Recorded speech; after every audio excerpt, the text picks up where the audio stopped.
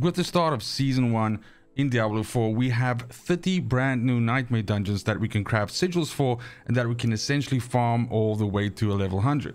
Now, not all of these nightmare dungeons are created equal, so what I wanted to do was I wanted to create a spreadsheet and I wanted to test all of these dungeons and essentially see which ones give us better value in terms of, you know, faster completion times, higher density, you know, less frustrating enemies to fight, less frustrating bosses to fight, less frustrating objectives to complete, and therefore create kind of like a knock list of the best ones that we should be targeting if we are trying to farm these as a solo player or if we're trying to farm these in groups. Now, I've run all 30 of these dungeons and I kind of like have a good idea of which ones are nice and which ones are naughty. So I'm going to be publishing this Excel file. It will be in the description of this video below and you can go ahead and check it out.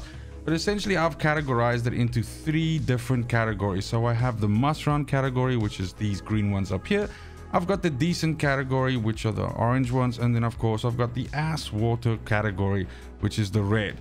Now, my point here is that I have a criteria system that I use to evaluate these nightmare dungeons, and therefore I can tell you whether I would spend dust or any resources whatsoever to craft sigils to do these, and when I get these keys for these nightmare dungeons, if I would actually keep them or just immediately dismantle them for the raw materials. Now, generally speaking, the criteria for me, it would start with the density of the nightmare dungeon. This is super important. You want more enemies in there to kill. You also want more packs in there, and that's going to give you more items overall, and it's also going to give you more XP. And those are the 2 main reasons why you are running nightmare dungeons in the first place. So next for me would also be monster type, and by the way, I'm mentioning all of these priority types which are listed at the bottom here. So monster type also factors in for me. Generally speaking, spirits are a big no-no for me. You know, the ghost type enemies in the game, they take too fucking long to kill, they're irritating to fight, they teleport all over the place, and besides that, they just sometimes cause huge damage spikes that can be a real problem to deal with. In general, for instance, the Fallen faction is also super frustrating to fight because you have shamans that can fucking revive other ones. You've got the little exploding dudes, the lunatics that run around and explode. You've got the overseers that can knock you down. So just a super frustrating faction to fight overall. And this list goes on. I don't like bees, I don't like quill rats, I don't like corpse bows, and I don't like bloaters. Bloaters are those big zombie fucking dudes that run at you and like run through you and kill you in one shot. So generally speaking, if a nightmare dungeon has a huge abundance of these kinds of enemies in them, that already counts not in that dungeon's favor for me. Then it's also things like size. Some nightmare dungeons are super small and compact and very easy for you to navigate and get through, which means it's faster to complete, and it's also easier for you to not get lost or have to backtrack and drag things around and everything like that. So smaller generally is also better. It also means that the enemies are more closely packed, which again, if it's a very dense dungeon, can mean that you can very quickly just sort of like AoE your way through all of the minions, and that's that. Then last but not least, some dungeons will have a boss for you to fight at the end, and some dungeons will not have a boss for you to fight, but rather once you complete the objective, then essentially the dungeon is done. So in some cases, some people, especially if your build is not really good at dealing damage, then you will most likely want to actually maybe try to avoid the ones which have bosses in them. Because it's just going to overall mean that you don't have to potentially fight that boss at the end and then not be able to stagger the boss or deal enough damage to kill it.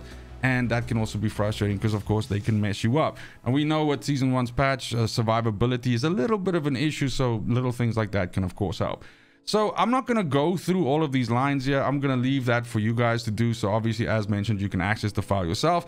If I change my mind about any of these dungeons or anything like that, or, you know, like maybe I thought something was shit before, it was ass water before, but now it's great, of course, I will update the file. But this is kind of like where I'm stuck right now. I also do want to draw your attention to the fact that essentially everything that I track in this file gives you a good idea or gives you a good sort of like, let's say, helicopter view of whether you want to run the dungeon or not. So let's take, for instance, Hoarfrost Demise, which is the top here.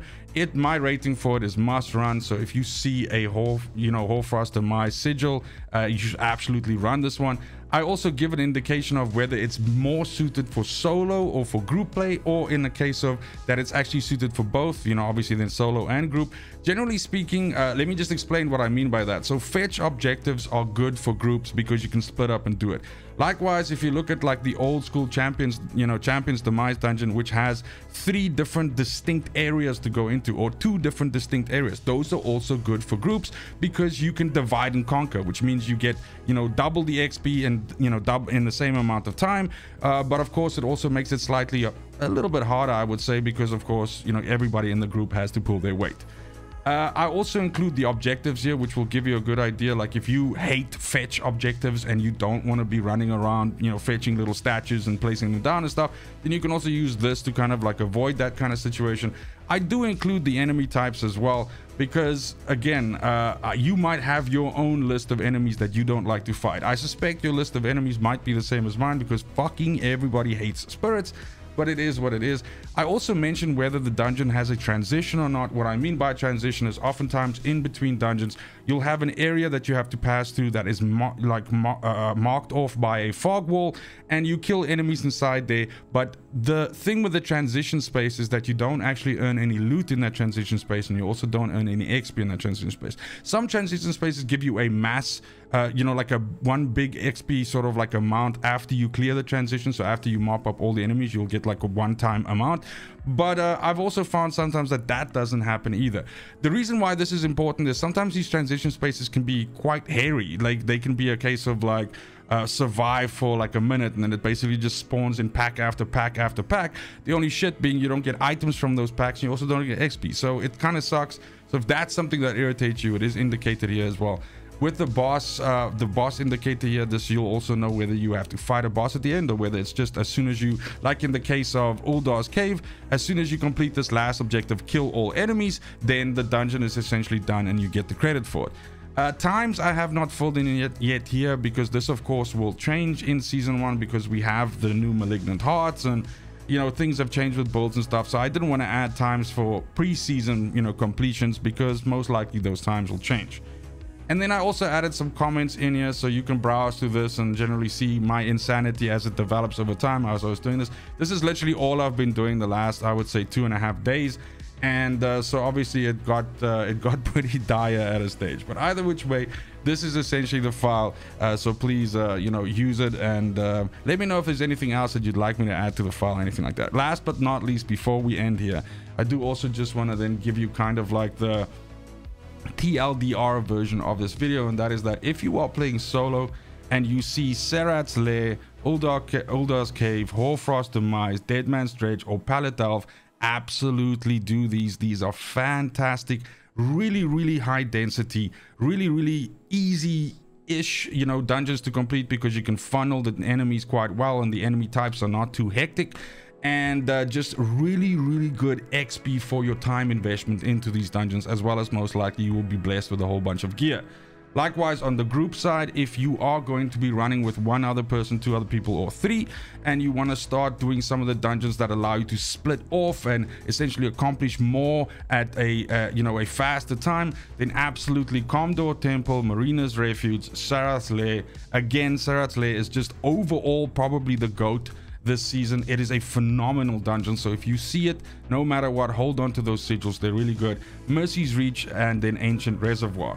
So these 10, although I mean we have Serat's Lair being mentioned twice here, so these 9 are absolutely phenomenal, and I highly advise you to run these whenever you see them. And this is going to be something that most likely, you know, will carry you through all the way to 100, as unless they adjust any of these, then, you know, Serat's Lair itself is just pretty much going to be a workhorse, and, you know, kind of like essentially take you all the way. But that's it for the video. Thank you so much for watching. I appreciate you. If you enjoy content like this, consider, well, first of all, if you found this video useful, go ahead and consider giving it a like, and maybe subbing to the channel. If you enjoy content like this, there's going to be a ton more stuff like this coming to my channel for Diablo 4. I was a little bit slow starting in the pre-season, in the off-season, but now that season 1 is you know, kicking in full effect, you're going to see a lot more of this coming. I am starting my own playthrough, or I have started my own playthrough by the time that you watch this, on Rogue, and I'll be covering all the other classes as well. Go ahead and let me know in the comments if there's anything specifically that you'd like me to tackle on the channel. Other than that, it's just super important to me that you have a fantastic morning, afternoon, evening, wherever you are in the world. Till next video, fucking cheers.